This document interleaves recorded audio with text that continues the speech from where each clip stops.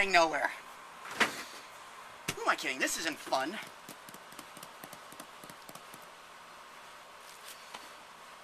Well, that's done that afternoon. What to do now?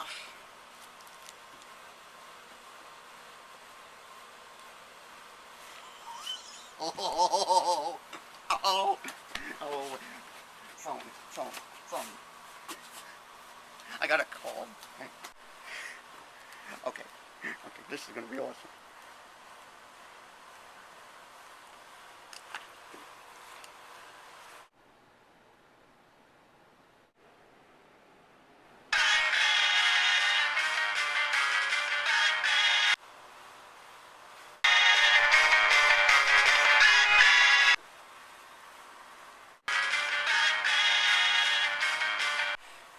Hey, Tetsu, old buddy, old pal, old chum, old friend. Make any progress on that new video? Did you? Ha ha ha. Did you? Ha ha ha ha. No. What? What? Why not? Why? Why? Because I don't want to. You don't want to do the video? What?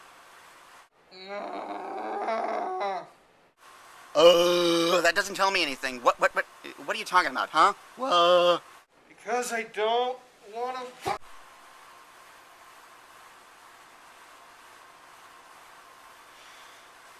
I see how it's going to be.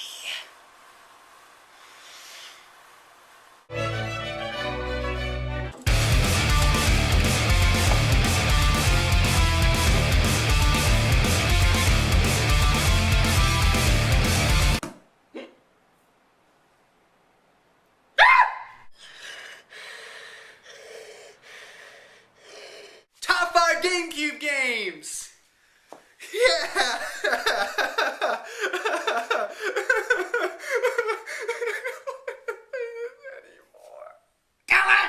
Hey guys, it's Tetsuya. And I'm Country Boy. And this is going to be the list of our top 5 GameCube games. Now, I know this video has been a little bit of a long time coming, and I keep doing that. I know this video has been a long time coming, and I've been teasing it and talking about it for months now. But I tend to kind of have that problem that when I say I'm going to do something, it kind of never gets done. And then one of us just has to prod him to get him to do it. Anyway, so first let's get a little information about the GameCube, shall we? The Nintendo GameCube was released in Japan around September 14th of 2001. It was later released in North America in November 18th, 2001. It was later released worldwide in 2002. It was a 6th generation console, and it was a successor to the Nintendo 64. At the time, it was competing with the PS2, the Xbox, and the Sega Dreamcast. It was one of the first consoles by Nintendo to ever use the optical discs, which were those small little discs and had a medium memory range.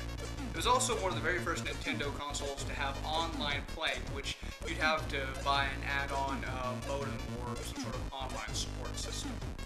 These were sold separately, of course.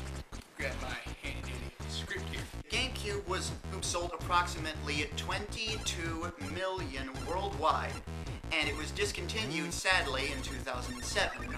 Now, however, unknown to Americans, Nintendo had to deal with Panasonic, and they later made the Panasonic Cube, which was only released in Japan.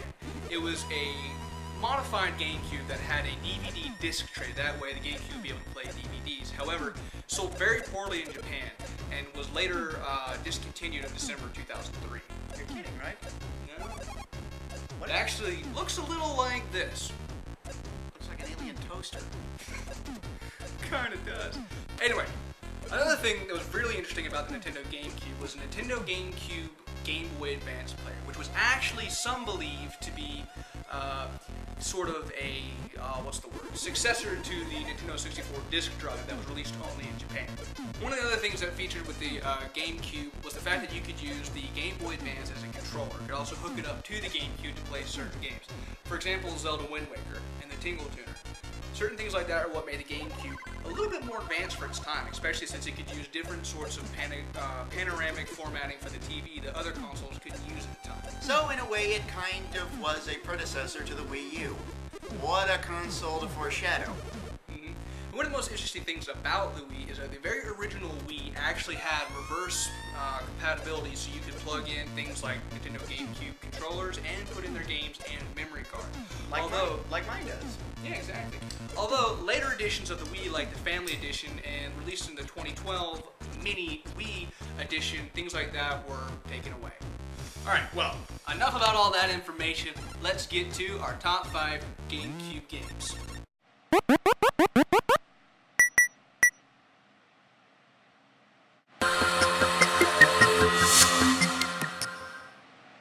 First off on the list, we're going to start off with Custom Robo. Custom Robo is a science fiction robotic fighting video game that was created by Noise and published by a Nintendo company in 1999. This game actually has 5 games.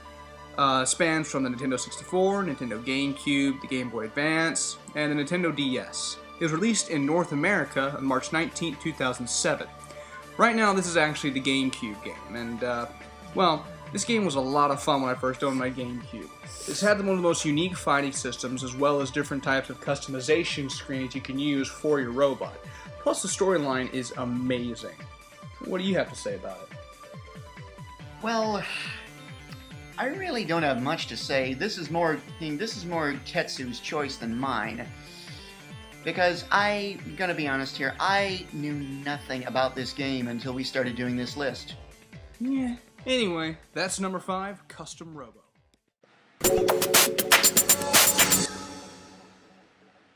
Released in Japan on November the 21st, 2013, and on March 22nd in 2004 in North America, Pokemon Colosseum takes us to the desert region of Ore, and puts us in the role of Wes, a former member of Team Snag'em, the game's version of Team Rocket. The object of the game is to release Shadow Pokemon, which are corrupted versions of normal Pokemon. And it also features a sidekick in the form of Rui, a non-player girl, who identifies the Shadow Pokemon. One of the things that makes this game so special is it was one of the very first Pokemon games ever released in a 3D type of universe.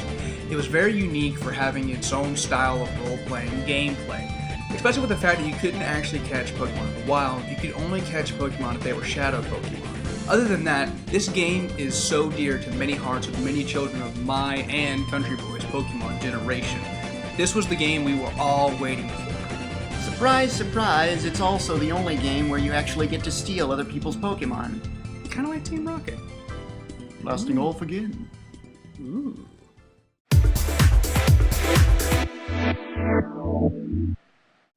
Super Mario Sunshine. Super Mario Sunshine is a platform video game developed by Nintendo for the GameCube. It was actually released in America in August 2002. It's actually the second 3D Mario platformer, following Super Mario 64, that was created in 1996. Its successor was Super Mario Galaxy, which was released for the Wii in 2007. Now this game actually takes place on the tropical isle of Delfino. Get it? Because it's a dolphin-shaped island? Delfino. Okay. Now this game holds a special place in my heart because not only is it one of my favorite games for the GameCube, it's also the very first game I ever played on the GameCube. And not to mention, just how cute is Bowser Jr.? What? Moving on! This is number 3, Super Mario Sunshine. Floppy disk. Resident Evil 4, also known as Biohazard 4 in Japan, is a survival horror game developed by Capcom Productions Studio 4 and was actually released by multiple publishers. This game was released on GameCube in January 2005 in North America. Now, let's be honest. Resi 4 is everyone's favorite Resident Evil game. I mean, isn't Leon just so freaking cool? Yeah. What do you mean, Well, I only just started playing this game. It is the first Resident Evil game I've ever played. And you know what? I'm gonna be honest with you. I don't see why everybody complains about Ashley so much. Anyway, the story of Resident Evil 4 follows the U.S. government special agent Leon S. Kennedy, who is sent on a mission to rescue Ashley Graham, the U.S. president's daughter who has been kidnapped by a sinister cult. Traveling to a remote rural area of Europe, Leon fights hordes of violent villagers and mutated monsters and reunites with the mysterious spy Ada Wong. The game pioneered and popularized over the shoulder of third-person view perspective in video games. So number 2, Resident Evil 4. Resident Evil 4. Come on, Ashley's hot. In her own way. Sort of. You look past the third grader wardrobe. Come on. You're just lonely. Yeah, I am.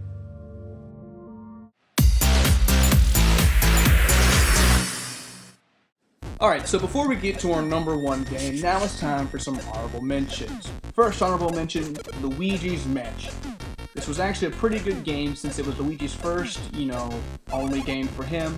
And we're not counting Mario is missing in that assessment because that was shit. But anyway, we do want to give an honorable mention to Luigi's Mansion. Next, Zelda and the Twilight Princess. This game was actually pretty good, and is one of my top favorite Zelda games, but it just didn't stick out to me enough to become a top 5. Now, if this were my list, I would have this somewhere on the list, but it isn't so. Next, Shadow the Hedgehog. Now, I'm actually a huge fan of Shadow the Hedgehog, and I really did enjoy this game, contrary to popular belief, and I kind of enjoyed the use of actual real guns in this game, but however, still wasn't good enough to make the top 5. And Shadow is still a Vegeta ripoff. So there. I received a text. Anyway, for our last honorable mention, Pikmin. Now, this is a really cutesy game, and it was one of the very first games ever released for the GameCube, and was seen as one of the more favorable games, seeing as it's getting its third installment for the Wii U. But this game never actually really stuck out to me that much. I'm only honorably mentioning it because I know a couple people will get really mad at me if I don't, but guess what? It's my list. Get over it. Besides, they appeared in Smash Bros. Brawl, so it must be something worthwhile about it. Maybe. Alright, and now, for number 1, Zelda Wind Waker. Guys, this is my all-time favorite game. I mean, I could go on for hours and hours talking to you about the development team, but I'm not going to. You know why? Because this video is supposed to be short and only have a few minutes, so I'm going to tell you about how awesome this game is. Number 1 is one of the most polished games for the GameCube ever. Has one of the most amazing storylines in Zelda I've ever heard. It actually has a really good spot on the official Zelda timeline, which I won't ruin for you, so if you want to know it, go look up the official Hyrule Historia for yourself. Now, this game actually also has a really new spin on the entire Legend of Zelda aspect, and it kind of brings back the chic Zelda that you saw in Legend of Zelda Ocarina of Time, but in a pirate form. This game is what made the GameCube so popular. And this game itself actually kind of makes me wonder why the GameCube didn't sell well when it had all these great games. But however, Legend of Zelda still sticks out to me more than anything else. I freaking heart this game. It's also kind of disappointing that all the other Zelda games in this style were for handheld consoles, isn't it? Yeah, that's true. But, to be honest, it is good because it's one of the first franchises in the Zeldas to actually have continuously sequels to the game. The only game you can really count was Majora's Mask, but that doesn't really...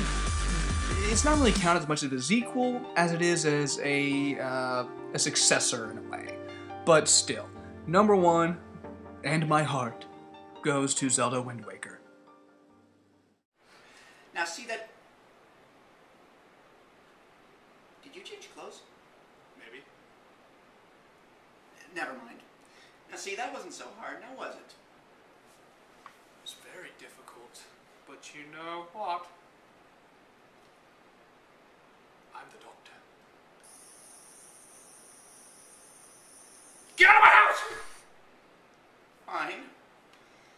A hint I can take. But remember, we will be watching you, won't we, Fluttershy? Yes, we will.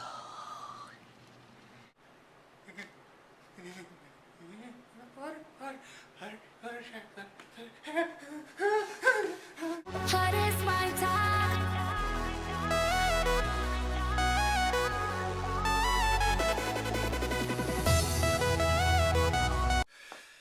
Testing footage, testing footage, testing Testing footage, testing footage, testing footage, testing footage, testing footage. Yo, This is a Ted, mother sucker. Testing, testing, footage, footage. Testing footage. Test footage. 1, 2, 3. I believe we just wrote a Grammy. Or a song worthy of a Grammy. Put that away. Let me check.